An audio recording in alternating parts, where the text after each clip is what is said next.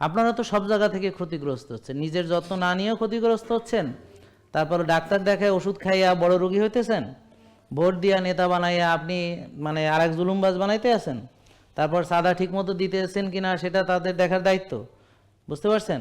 Tender তারা পাবে, সাদাও তাদেরকে দিতে হবে, হ্যাঁ, রাস্তায় যারা ফুটপাতে থাকে তাদেরকেও দিতে হবে।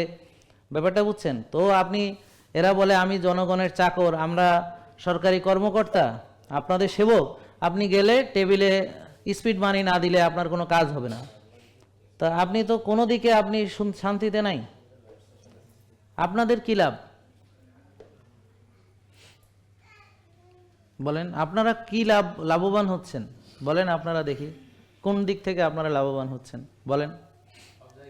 সব জায়গায় আপনাদের উপরে, আপনাদেরকে পুঁজি করে সবাই তার ব্যবসা করতেছে, আপনাকে পুঁজি করে নেতা হইতেছে, আপনাকে পুঁজি করে চাঁদাবাজি হইতেছে, আপনাকে পুঁজি করে টেন্ডারবাজি হইতেছে, আপনাকে পুঁজি করে মনে করেন যে সরকারি কর্মকর্তারা আপনাদের উপরেই আপনি তার স্যার বলতে হবে, তিনি আপনার কর্মচারী, তেনাকে স্যার বলতে হবে। তিনি রাষ্ট্রের কর্মচারী, জনগণের সেবক, তাকে স্যার না বললে আপনাকে অপমান করা হবে। মহিলা হলে তাকে ম্যাডাম না বলে স্যার বলতে হবে, তা না হলে আপনার জরিমানা হবে, জেল হবে। ব্যাপারটা বুঝতে পারছেন তো? এই হলো আপনাদের সেবকদের অবস্থা। এবং আপনারা যারা ডাক্তার, যারা সেবা করে আপনার সব সেবক আপনার নাম দিয়ে সেবক হয়েছে, কি বুঝতে পারছেন?